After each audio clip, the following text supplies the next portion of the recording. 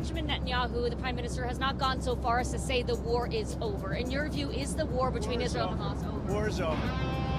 The war is over. Okay, you understand that?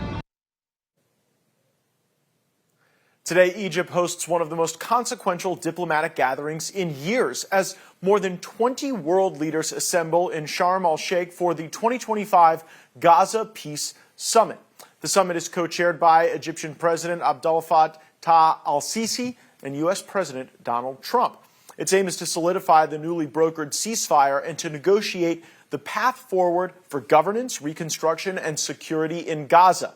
The Gaza conflict, which began October 7, 2023, has claimed over 6,800 Palestinian lives, mostly civilians, according to recent estimates. But we note data is very difficult to verify in wars such as these, and the Palestinian group is who provided that number and has to be taken in context.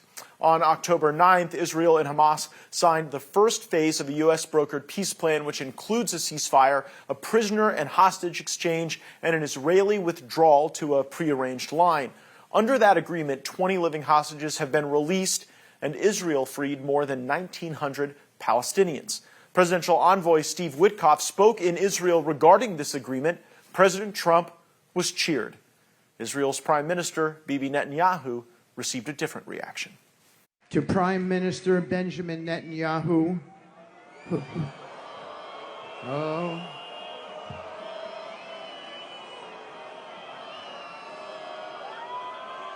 guys, let me just finish my thought. And to President Donald J. Trump.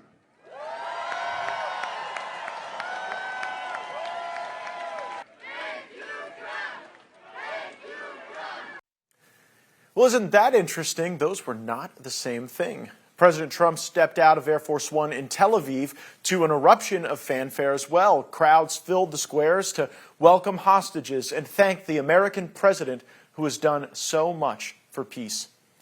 Biden tried, Obama tried, Bush was a disaster. Trump got it done.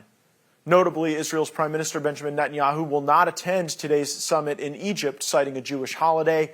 Absent as well are direct delegations from Hamas and Iran, which have declined to participate. Leaders will continue to confront how in Gaza they deal with this transition. Will it be via technocrats or international supervision or some sort of hybrid model? And how will security and demilitarization be enforced? Massive reconstruction is going to be called for. Egypt is likely to press for plans ensuring that a lot of these Gazans remain in place and are not over the Sinai Peninsula into Egypt. While many states publicly support the plan, there still are major questions about enforcement. This will require nurturing. There are rival regional plans. There are diplomatic fissures that may emerge. So is all of this momentum building to a truly lasting peace? Or will evil forces still push for violence in the Middle East? Joining us now, Executive Director for the American Conservative, Curt Mills. Curt, thanks for rejoining the program. I knew I would want you on when President Trump assembled this group of leaders to really put a poignant mark on his legacy goal of achieving broader peace in the Middle East. He's asked on the plane today, is this the end of the war? He says yes. We don't get as clear an answer from Israel. So my question to you, is this the end of the war? Yeah, potentially the best day of either of Trump's two presidencies. It's hard for me to score it in the exact moment between this moment in mid-October versus the moment in mid-May. I sort of joke that President Trump should spend more time in the Middle East because every time even if he spends a night or two, he seems to stop war. I think a base case is this will stop war for weeks, if not months. I think that President Trump laid down the gauntlet and made it very, very, very clear that he does not want a wider war in the Middle East, that he does not see this as a Gaza-only deal, only for Netanyahu's machinations to metastasize to Yemen, Lebanon, or Iran, and that he might be done with it. And I think he has every reason to be. I think the base case is that the original deal that Trump and Witkoff signed in early January, before he was even the president of the United States again, that was broken by the Israelis in March. I think it should surpass that deal. And if it can, who knows, the sky's the limit. The man to his left right there, you see on the screen, is the real X factor. Will he violate the will of the president of the United States, his benefactor? Yeah, that is the question. I mean, we've seen our friend Steve Bannon over on Bannon's War Room suggesting that this is a deal that really shackles Netanyahu. It will constrain his desire to externalize violence in Lebanon or Iran and Gaza or anywhere else. Do you think it's got that type of broad potential, or is this something where, if you accept the premise that Netanyahu favors violence in the Middle East to peace, that he'll simply find somewhere else to do it? Yeah, I favor Steve's cautious optimism. He, of course, knows Trump very well. And the through line of Bannon's coverage this morning, we were up from 2 a.m. Eastern to 6 a.m. Eastern covering it together. The through line was that he seemed to read into Trump absolute abject frustration with Netanyahu, that this was a decision that was not taken rashly, that he has decided to cut bait on this whole affair. So, yes, I think from the White House perspective, this is potentially over. The question is whether or not Netanyahu is going to attempt to call his bluff. And I think there is every indication that he will, particularly with Iran. I think Israel and Netanyahu do want to restart hostilities by the end of the year, if not early next year, because Netanyahu is likely to face another election attempt in 2026. And the question is, will Washington bail out Jerusalem yet again? I, of course, you can probably tell from the tone of my voice, think we should not. And the question is whether or not Trump's Washington will match it and actually meet the moment this time, as they did not quite do that in June when they unfortunately bombed Iran. Yeah, I would suggest that President Trump would cast it differently and say that he was able to keep the genie in the bottle. He was able to stop this from cascading into the broader war that you and I had warned against and many others had warned against. But I'm not a great expert in Israeli politics, but it was noteworthy when Steve Witkoff was speaking in Israel, he would talk about President Trump and get all of this applause. And when he mentioned Netanyahu, almost drown out in boos. What sentiment do you sense is being expressed there? I mean, the scenes from the crowd were extraordinary. The Turkish President Erdogan was cheered more than Netanyahu in stretches. This implies that the designs of the Greater Israel Hawks are not the same as designs of the people themselves. Netanyahu is the leader, but he is the highly precarious leader of Israel. There are plenty of good people in that country. If you look very closely in the Israeli press, a lot of the hostages' families wanted these hostages out a lot sooner than today, and they felt the Netanyahu government was not pursuing that with all their vigor. I think that's an accurate read. And I think from here, it's just a question of Netanyahu's political survivability.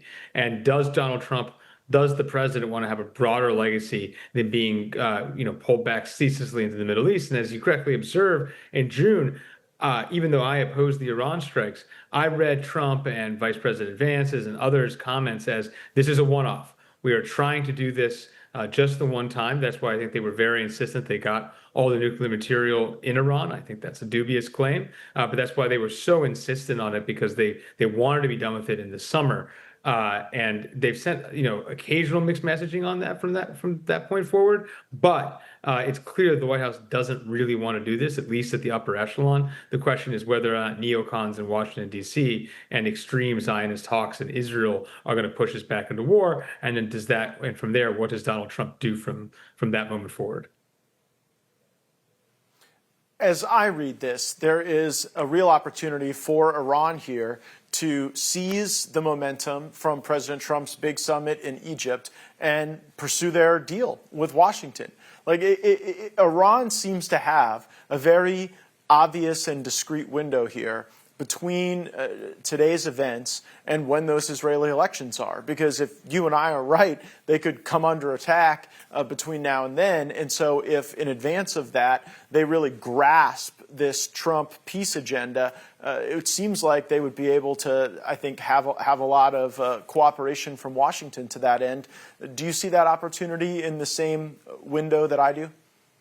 Absolutely. And I think that was actually one of the more disappointing through lines on the Iranian side today. Trump himself expressed, why can't we get an Iran deal today? He again reiterated his ambition to do so. The White House apparently extended an invitation to President Pezeshkian of Iran. He did not attend the event in Egypt. Then they tried to get the foreign minister, Arachi, who also did not attend. I'm not sure that that necessarily was the whim of the civilian leadership in Iran as much as it was the sort of upper echelons, the supreme leaders, the hardliners that didn't want them to go and that don't trust Washington for some understandable reasons. But the reality is they misread this president. This is a tactile president. This is a relatively non-ideological president oftentimes in foreign affairs. And face time is everything. Again, something that Bannon always says is not in the room, not in the deal. And the danger for Iran not showing up to these meetings and being weighted down, where waiting in bureaucracy for no reason, is that the only person that can show up to the meetings is Netanyahu. And then Netanyahu will win by default. So I think it's very incumbent from this point on, even though it's been a torrid summer for U.S.-Iranian relations, for the Iranians to engage the U.S. political system to avoid a war. Final question for you. As we see, these other Arab leaders there looking at the Gaza problem, who are you going to be looking at as the leaders in that coalition? What we don't want to see is the Gaza rebuild turn into the Afghanistan rebuild, where it's just an opportunity to launder more money. Who can keep that on the rails from your perspective? Well, it's interesting you said Arab, so if I may, my selection is not an Arab, it's a Turk. President Erdogan was, okay. Yeah, if allowed. Yeah, President Erdogan seems to have President Trump's respect. There was a back and forth this morning in around noon Israeli time about whether or not Netanyahu was going to attend the Egyptian meeting. Apparently, per Turkish reporting, Erdogan vetoed that. Additionally, within the terms of the deal, there are going to be Turkish forces in Gaza, and the Arab world is divided. And the Turkish world is united around Erdogan. I think this is a cause for concern for Netanyahu. But Netanyahu has spent all of his political career worrying about Iran, and he may have a more fearsome rival just on his doorstep. So I think people are intimidated by the Turks, and within that region, within good reason. And I think a little bit of fear of them could go a long way to keeping this together. That will be a fascinating subject for us to discuss on a future episode. We appreciate you covering the issue so well. Curt Mills, Executive Director of the American Conservative, thanks as always for coming on and sharing your expertise.